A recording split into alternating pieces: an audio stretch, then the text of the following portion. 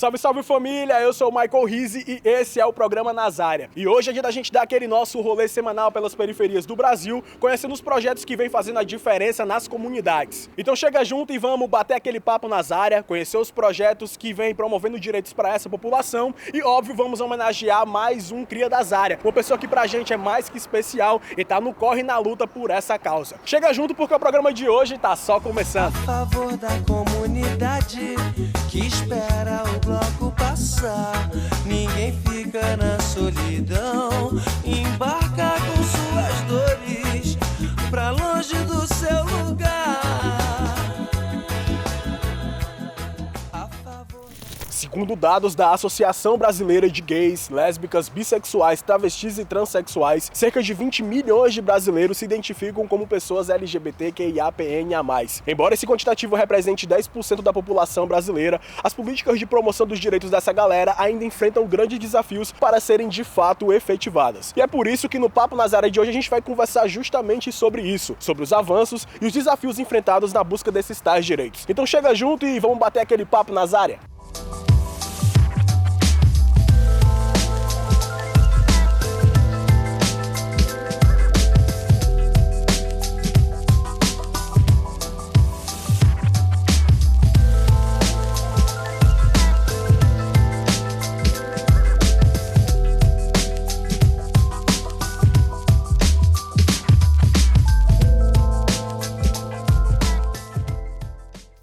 Fala galera, estamos aqui agora no projeto Pequeno Nazareno Dignidade e Infância em Fortaleza, Ceará e vamos, óbvio, bater aquele papo Nazária para entender como é que a galera tá tendo sua visão sobre um determinado assunto.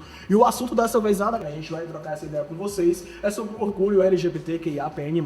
Essa sigla aqui cada vez está maior, tá ligado? Para poder englobar o máximo de pessoas, né, nessa identificação, né, que é extremamente importante. Mas a gente sabe que a vivência dessa galera, infelizmente, é uma vivência que perpassa por diversos tipos, né? Atravessada por diversos tipos de violência. E aí eu queria saber de vocês, se vocês conhecem alguma pessoa, já viram algum caso de violência contra uma pessoa que pertence à comunidade LGBTQIAPN+. Vocês conhecem algum tipo de violência, assim, de violência que alguma pessoa já passou? É o caso da Andara, que foi muito famoso aqui pelo mundo todo, que foi uma situação muito triste, que foi uma travesti morta afalada, e recentemente teve mais outra vítima, também outra travesti, que foi morta afalada e ainda está sobre investigação, mas tudo indica que foi por causa de preconceito mesmo que ela foi morta. Eu tenho muito contato com pessoas que sofrem discriminação da própria família. Então elas se afastam da família pelo fato da família não aceitar o que elas escolheram, entendeu? Mas as pessoas, elas não têm escolha, entendeu? Então elas culpam a pessoa e preferem se afastar porque ela não tem contato. Então eu conheço muitas pessoas que sofrem esse preconceito da própria família, entendeu? Tenho uma amiga que ela é uma trans e eu conheço ela muito por ela ser muito recusada porque ela usa o banheiro feminino, entendeu? Ela tá no direito de usar o banheiro feminino, mas as pessoas ainda reclamam pelo fato de ela ser uma mulher trans e usar o banheiro feminino, entendeu? Então muitas pessoas elas discriminam algumas pessoas e chegam o tempo delas ter que usar o banheiro da gestão. Como, por exemplo, eu tenho um amigo que ele é um homem trans, né? E por muitas vezes as pessoas erram de propósito o pronome dele, né? Chamam ele de ela, né? E isso é um tipo de violência, isso é um tipo de falta de respeito, né?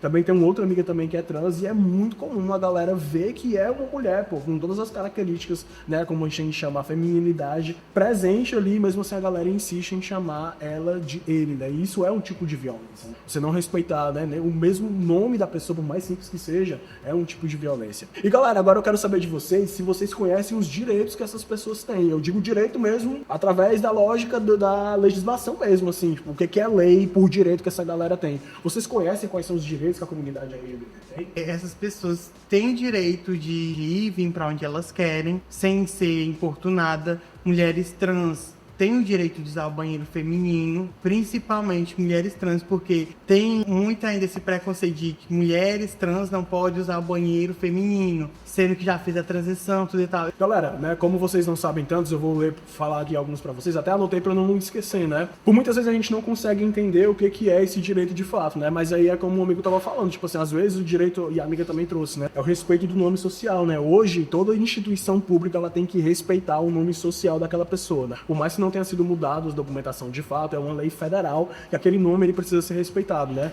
O Mano também trouxe ali a perspectiva do casamento. O casamento também tem que ser, hoje, obrigatoriamente, nenhum cartório pode recusar, né? A igreja a gente já entra no outro tipo de jurisdição, né? Mas o cartório hoje ele não pode negar o casamento, né? A união estável entre duas pessoas do mesmo sexo, né? Do mesmo gênero. E agora eu quero saber de vocês, como que vocês acham, a gente trouxe vários tipos de vivências, de violências, como que vocês acham que a nossa situação pode melhorar, né? Como que essas violências podem ser reduzidas, né? No nosso dia a dia, no nosso cotidiano, no nosso ambiente de trabalho, na nossa escola, como que vocês vislumbram isso? Na escola também devia ter educação, né, para as pessoas, até pequenas, até grandes, que também ajuda a melhorar isso também, né? Porque a pessoa tem que aprender desde pequeno que LGBT não é uma pessoa diferente da gente. A gente é mesma cor, mesmo sangue, e é isso. Então é isso, galera. Esse foi o Papo Nazaré, diretamente aqui do projeto Pequeno Nazareno, aqui no Dignidade e Infância. E nós estamos Nazaré daquele jeitão. Eu sou Dari Bezerra, estou presidenta do Grupo de Resistência Asa Branca GRAB, que é uma organização que existe há 36 anos na cidade de Fortaleza, que faz a defesa dos direitos humanos das populações LGBTI+.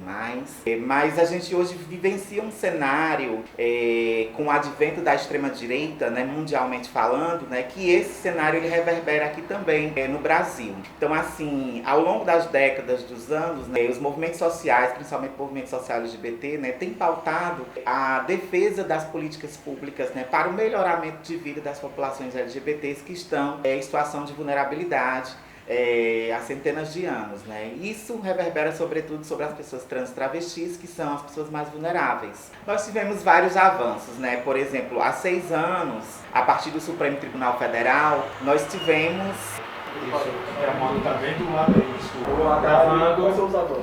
Nós tivemos muitos avanços, né? Principalmente a partir do Supremo Tribunal Federal, o STF, que instituiu há 6 anos atrás, que equiparou a LGBTfobia ao crime de racismo. Então esse foi um grande marco da ANTRA, por exemplo, a Associação Nacional de Travestis e Transsexuais, mais de 70 leis vigorando no Brasil que são leis antitrans. Então, assim, as casas legislativas do Brasil, né, assembleias legislativas, câmaras municipais, existem parlamentares que estão legislando para retirar os direitos das populações trans e travestis, os poucos que a gente conquistou ao longo de tanto tempo, né? Então, assim, é importante a gente fazer essa análise porque é entender que existe um cenário hoje, né, de LGBTfobia institucional e política, né, que impede impede o avanço, né, de políticas públicas e de garantia de direitos para a população LGBTI+, como um todo. Então, assim, por exemplo, Fortaleza nós temos a Semana Janaína Dutra, que é uma política pública da educação, que trabalha as questões de direitos LGBTI+, nas escolas. No estado do Ceará nós temos a Lei Luiz Palhano, que é equivalente à Janaína Dutra. Nós temos também hoje coordenadorias da diversidade. O Ceará tem, por exemplo, a primeira Secretaria da Diversidade do país. Então, assim, é importante a gente colocar isso e dizer também que nós ainda somos o país que mais assassina pessoas LGBTI+ no mundo. Nessas lutas cotidianas, né, nas ruas, realizando as paradas pela diversidade sexual do Ceará e dos bairros e dos municípios, que são expressões massivas da população LGBTI+, e que a gente está nesse rolê, a gente vai para a rua mesmo, para fazer a denúncia, né, e para cobrar dos poderes públicos essas políticas. Então hoje a gente tem um movimento bem organizado no Brasil, né? Então, por exemplo, hoje a gente tem primeiras parlamentares no Congresso Federal que são trans, né, como a Erika Hilton, a Duda Salabert e outras em outros espaços também Brasil afora. E isso é muito importante porque somos nós dentro desses espaços, ocupando esses espaços, que também vamos fazer o contraponto com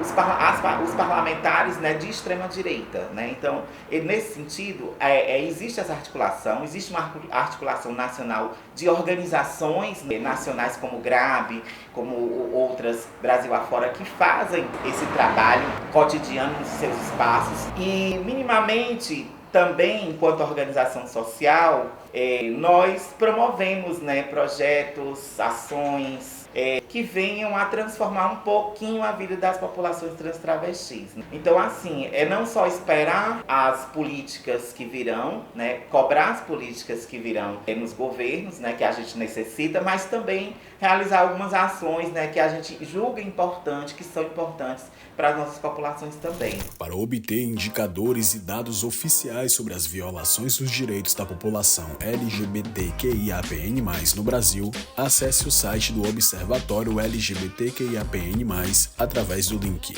Observatório Mortes e Violências LGBTIbrasil.org.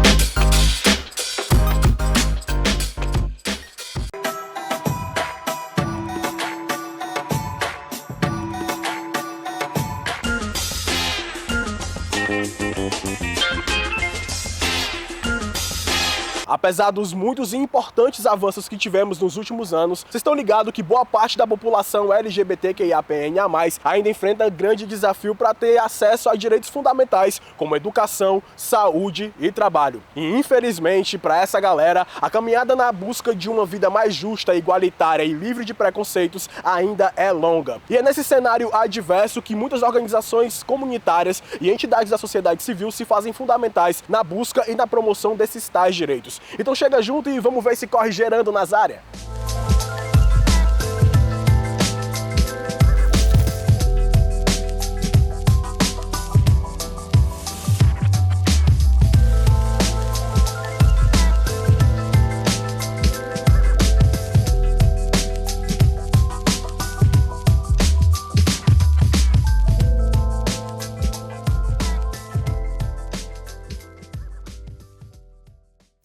Primeiro mestre de cultura LGBT do Brasil, com muito orgulho, e tenho a honra e o prazer de conviver com as melhores pessoas do mundo, que é a comunidade negra, mulheres da periferia e principalmente LGBTQIA+.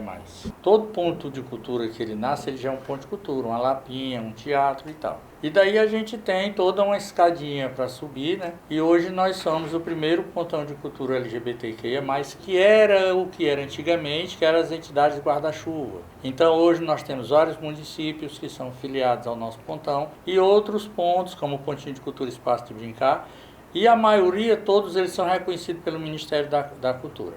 O objetivo era sobreviver, porque negro, da periferia, artista, em geral, tem que sobreviver na marra, né? E daí a gente terminou se fortalecendo entre si, continuamos abandonados pelas autoridades, mas esse fortalecimento virou uma família. Hoje o Arte de Amar é uma família. A segunda maior parada pela diversidade, que é a de Messejana, 80% é construída por mulheres negras da periferia. E é uma parada que nunca houve conflito. É uma biblioteca LGBT, mas que tem à frente a criadora do grupo cultural LGBTQIA+, Arte de Amar, que é a Nilza Farias. Por exemplo, eu vou dar um exemplo deixar bem claro. O Pontão de Cultura LGBTQIA+, Arte de Amar, e todos os movimentos que estão aqui dentro, somos independentes, certo? Mas é um direito da comunidade do Curió ter a cozinha solidária. E nós apresentamos a nossa cozinha. E foi aprovada no dia 23 de outubro de 2023. Nós estamos para fazer o quê? 2 anos. Nós estamos em 2025. E quando a gente se colocou que essa cozinha é aprovada para o Curió, com toda a fiscalização que foi aprovada, mas que ia atender as trans e as drag, que são a população de seres humanos mais massacrados no país. E nós já estivemos na Assembleia Legislativa, com os políticos, com todo mundo,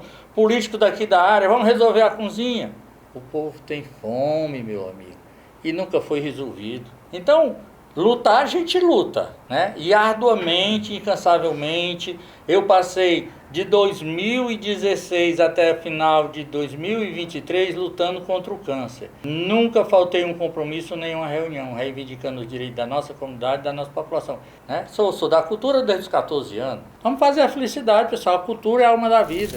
Se você deseja aprofundar seus conhecimentos sobre os direitos da população LGBTQIAPN+, visite o site do Grupo Dignidade através do link grupodignidade.org.br, e você terá acesso aos indicadores sociais, publicações e projetos de promoção dos direitos dessa população.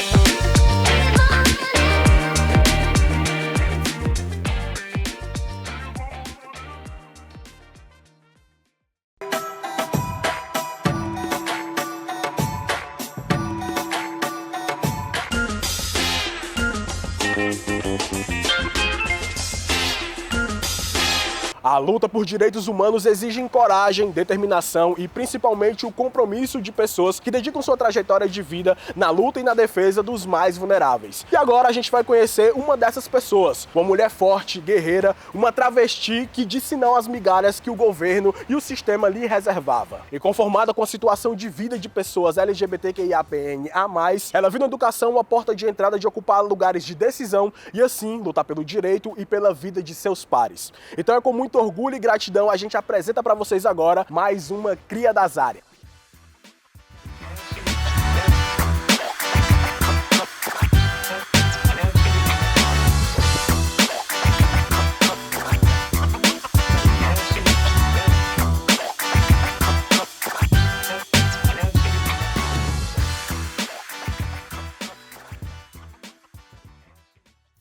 A vida de pessoas LGBTQIA+, no Brasil e no mundo sempre foi marcado por desafios diários. Segundo estimativas da Associação Brasileira de Lésbicas, Gays, Bissexuais, Travestis, Transsexuais e Intersexos, cerca de 20 milhões de pessoas no Brasil se identificam como pessoa LGBTQIAPN+, representando aproximadamente 10% da população brasileira. Vivendo num contexto adverso de discriminação, preconceitos, violações de direitos e exclusão, a comunidade LGBTQIAPN+, no Brasil, luta desde 1970 por respeito e dignidade e se organiza no chamado Movimento LGBTQIAPN+, tendo como pauta prioritária a garantia dos direitos econômicos, educacionais, de saúde e representatividade em espaços públicos. Ao longo de décadas de luta e resistência, o movimento LGBTQIAPN+, no Brasil, celebra importantes vitórias: a retificação do nome e gênero no registro civil e a criminalização da homofobia e da transfobia, equiparando-as aos crimes de racismo. Mas nada disso seria possível sem as inúmeras manifestações realizadas por grupos, entidades e coletivos nas chamadas Paradas da Diversidade. E principalmente sem a militância de algumas pessoas como a nossa cria da Zária de hoje, que de forma corajosa e aguerrida quebrou barreiras e ocupou lugares de poder e decisão. Entre tantas lideranças, hoje vamos dar visibilidade e reconhecimento para Luma Nogueira de Andrade, a educadora, pesquisadora e ativista trans brasileira, nascida no município de Morada Nova, no estado do Ceará. A filha de agricultores que, motivada pelo desejo de mudança para si e para a comunidade LGBTQIAPN+, fez da sala de aula seu lugar de enfrentamento ao preconceito e à exclusão e já em seus primeiros passos na militância defendeu a importância das pessoas trans travestis ocuparem espaços de visibilidade para transformar suas realidades. Hoje, Luma Andrade é professora universitária e diretora do Instituto de Humanidades da Universidade da Integração Internacional da Lusofonia Afro-Brasileira, a Unilab, e é reconhecida internacionalmente como referência na defesa do direito e na educação para a comunidade LGBTQIAPN+, e os povos e comunidades tradicionais. Nessa caminhada, Luma Andrade ganhou diversos prêmios pela relevância da sua atuação, entre os quais Prêmio Educando pela Diversidade Sexual, do Senado Federal, e a Medalha Iracema por sua contribuição e o desenvolvimento da cidade de Fortaleza. No Cria da Zária de hoje, expressamos nosso sentimento de gratidão e a nossa homenagem para Luma Andrade, reconhecendo-a como símbolo de luta e resistência das pessoas LGBTQIAPN+, no Brasil e, óbvio, em todo o mundo. O Ceará tem orgulho de ser território que gera lideranças como Luma Andrade. Então um salve para a primeira professora doutora travesti do Brasil. Hoje, a nossa cria da Zária. Muito obrigado.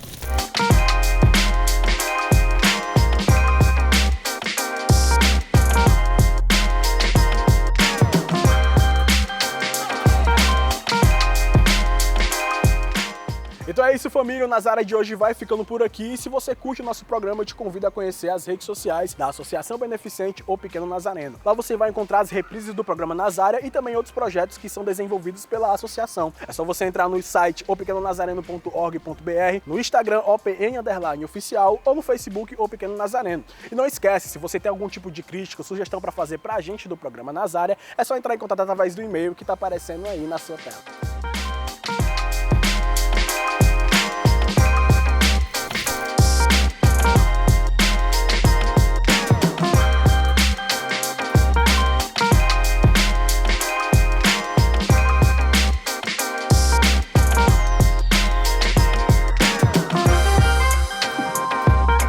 Então é isso, família, o Nazaré de hoje vai ficando por aqui. Muito obrigado pela sua companhia e para expressar nosso sentimento de gratidão e de respeito por toda a comunidade LGBTQIAPN+, a gente deixa um trechinho da música Sim à Diversidade, da Gabriela Zanata, que diz: os LGBTs querem que escuta a sua voz. Não importa quem amamos e sim o que há dentro de nós. Todos os oprimidos querem ter mais inclusão. Nós devemos unir forças e vamos todos juntos dar as mãos. Um abraço a todos e até semana que vem. Da comunidade que espera o bloco passar, ninguém fica na solidão, embarca com suas dores pra longe do seu lugar. A favor...